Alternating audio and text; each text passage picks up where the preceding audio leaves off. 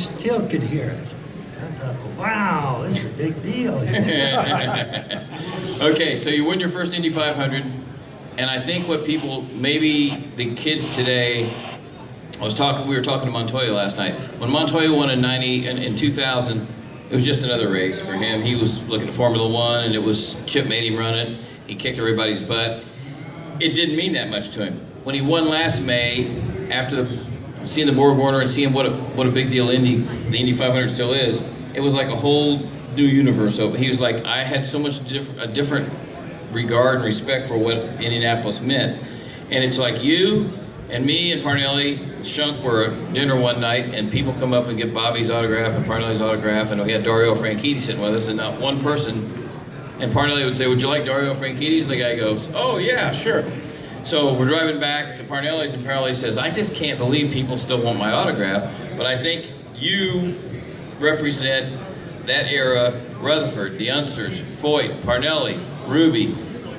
There's still so many people attracted to it, albeit we're all getting older, it still resonates with people, and I don't see that continue. I don't see that same kind of magnetism in today's world that we did then. Why do you think it's because it was so dangerous and you guys survived the most lethal era, or because it was just, why do you think it's like that? But I don't think just dangerous has much to do with it.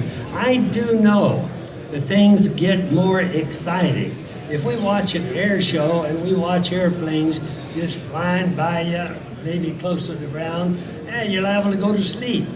You see the guys start twirling them in the air and start going end over end and doing radical stuff with them, coming really close to each other, then you start paying attention.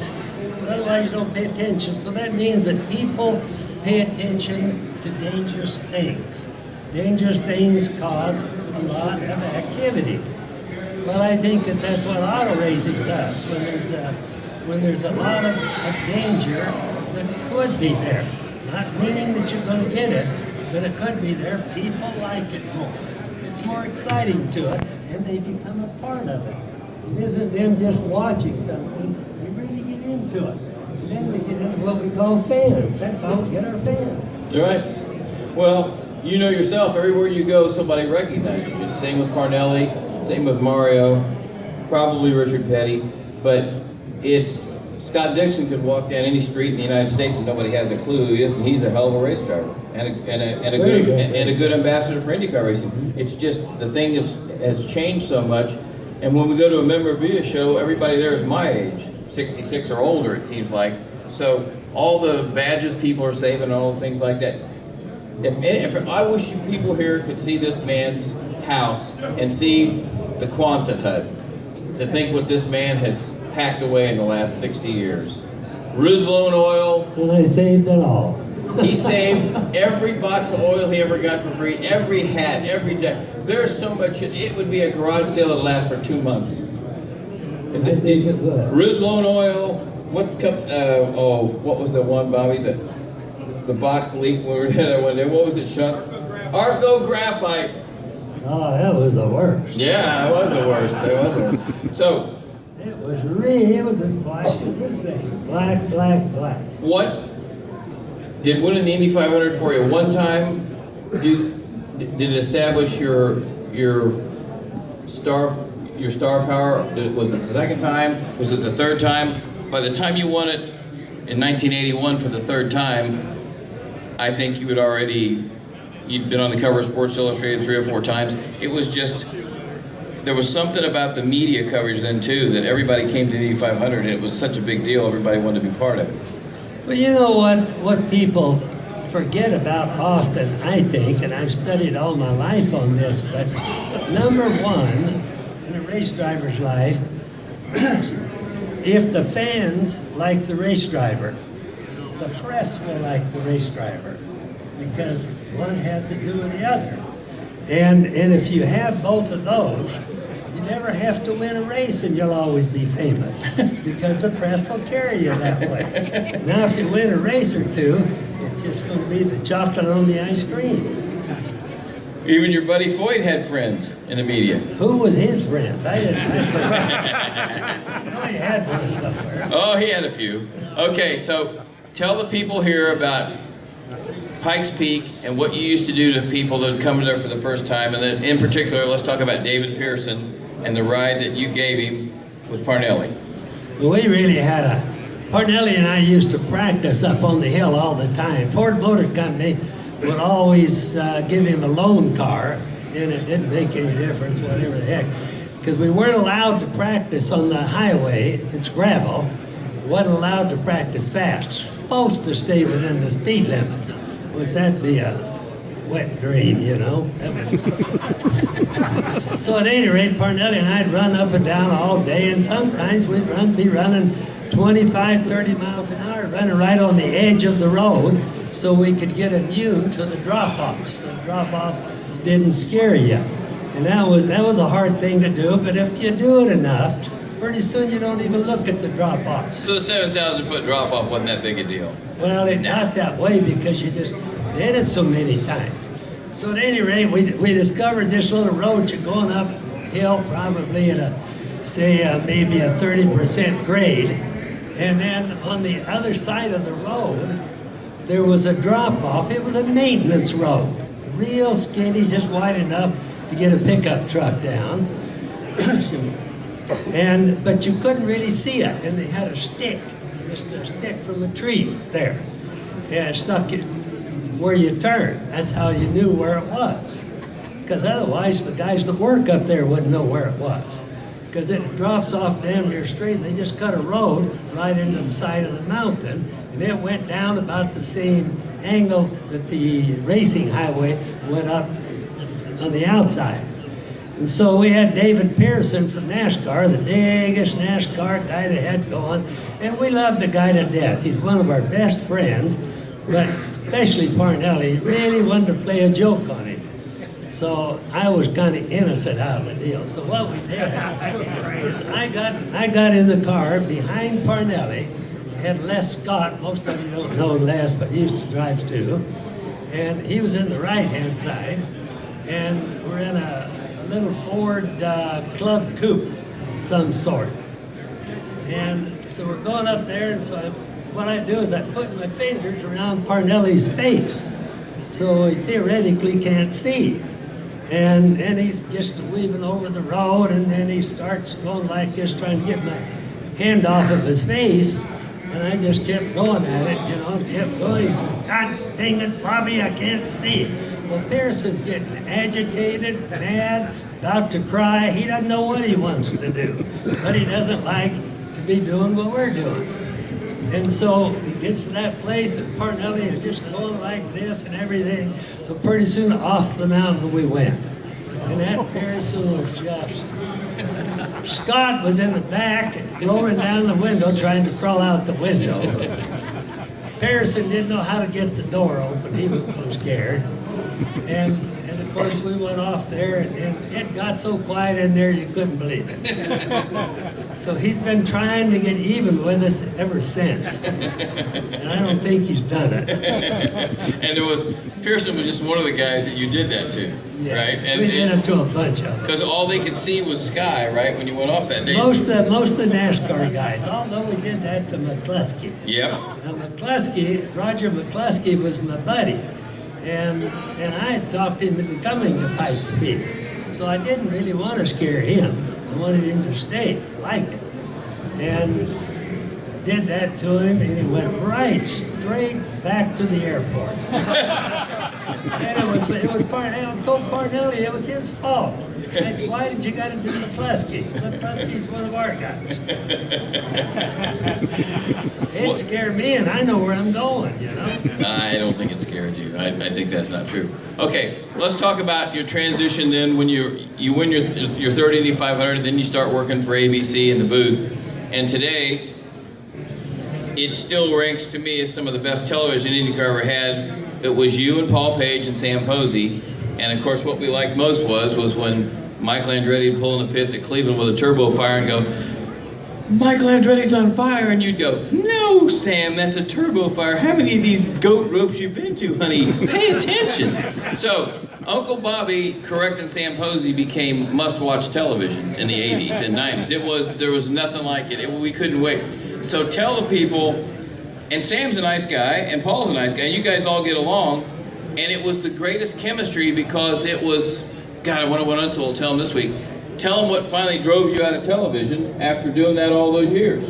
Well, first of all, ABC we'd have meetings like we should have, and Bob Goodrich would say, real plain and simple English, Sam, you're going to talk about the girls' family life, what they do on different times away from racing, stuff like that. I'll handle the racing. Paige will do the play-by-play stuff. That makes a pretty good team. Because I don't know the wives' names. I mean, some of them are kind of cute, some of them are kind of ugly, you know? Who knows? Oh, trust me, you knew some of the wives' names. So at any rate, that's how it all started, and pretty soon the people got to liking it too. And Sam truly didn't really know an awful lot about motor racing. He wasn't a very good driver. So he's always, every time a car would come in, instead of jumping on what he's supposed to be on, he'd be jumping on my stuff. And then of course I'd let him get finished, and I'd chop in behind him and just cut his neck off down to his toes. And often it embarrassed him, I'm sure. Then after we'd go on commercial, I'd tell him in a real nice way, I said, Sam, God dang it, you gotta not do that. I said, remember what Bob said. You talk about your girls and the family life, and I'll take care of the race cars. Paige will take care of the race going on. So he'd say, okay, well, he'd just turn around and do it again. So that happened from the start to the end of all the racing. And of course, we became famous, I believe, mostly because we fought all the time. Yep. People thought we hated each other, and we really didn't. He was really a very nice person. I liked the guy. I still do today. He's still dumb. He doesn't know much today.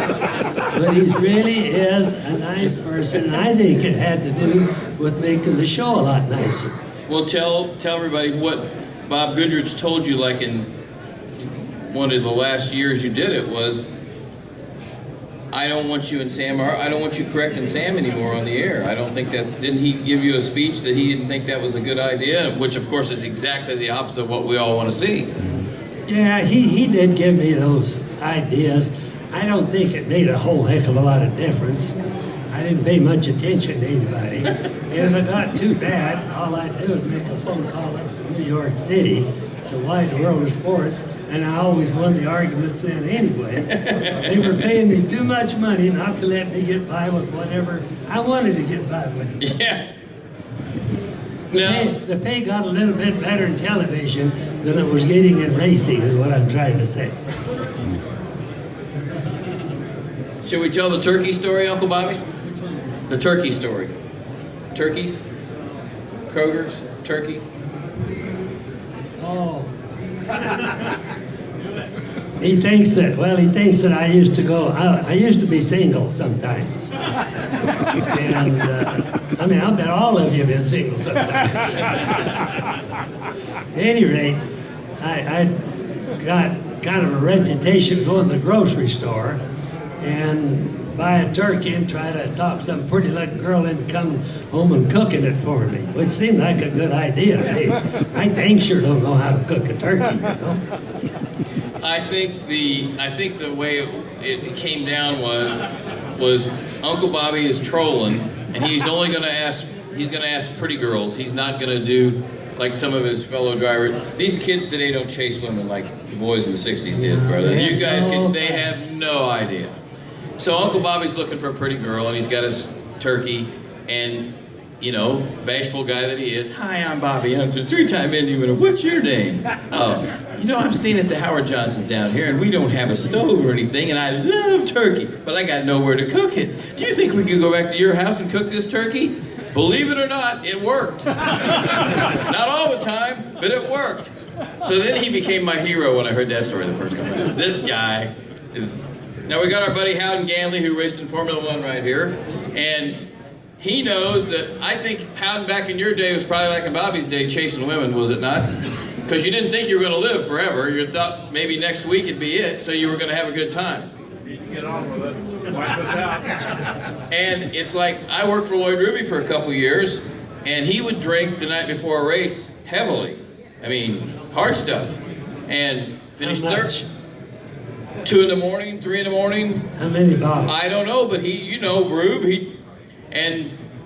he finished third the next day, and you'd go, that's a miracle. But don't you think there was an attitude, Bobby, in the 60s and 70s when guys thought, okay, our life expectancies, if we get to be 30 as an Indy car or a sprint car driver, that's pretty old, so we better have as much fun as we can? Wasn't that your attitude? Absolutely.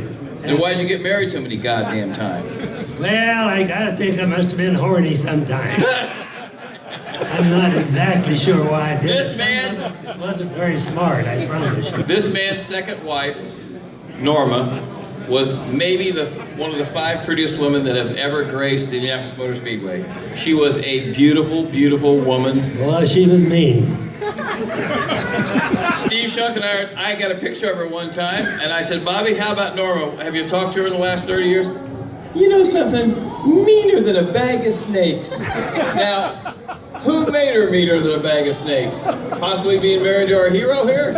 I guess maybe that's true. We had a horrible fight one time before Ontario, and I went out and won in spite of it. Remember that? Oh, I tell you, we used to always get in a fight before the 500-milers. One time out in Ontario, my mother's got a room over here, I got a room, and I'm in another big fight, and I just went over there and stayed with my mother. Well, that's when I found out that Mom really got a snoring problem. And I got to run the race the next day, and it's a 500-mile race. Oh, I hadn't heard that one. That was a good one. Anybody got any questions for Uncle Bobby? Because we got lots of stories, but you guys might have some questions for him. Surely to God, you people have to. Yes, sir. Bobby, can you talk about your success with the Milwaukee Mile and how you feel how IndyCar's not coming back there anymore? The Milwaukee Mile. Your success and the fact that IndyCar won't be back there next year. I had very good success at Milwaukee. It just so happens it's one of my favorite tracks of all the tracks. I think it's really, really, really a nice racetrack. And I think it's sad because in my scrapbooks, I have lots of pictures of Milwaukee, both in stock cars and race cars. And the grandstands, the infield is always full. So it just shows to me that the Milwaukee people, our racing people, somebody let it slip. And went some years without having races there, and people lost track of what they were doing. And I think that's probably one of the saddest racing deals or stories in the United States. Bobby, do you think you liked it because it was a driver's track when you think about the guys that went really fast there and won races? Yourself, Floyd, Roger Ward? It was a fast track, but it was basically flat. Didn't have much of a bank to it at all. And the turns were real long turns and short straightaways. In other words, it was a true oval track, and the only true one in the United States. And they just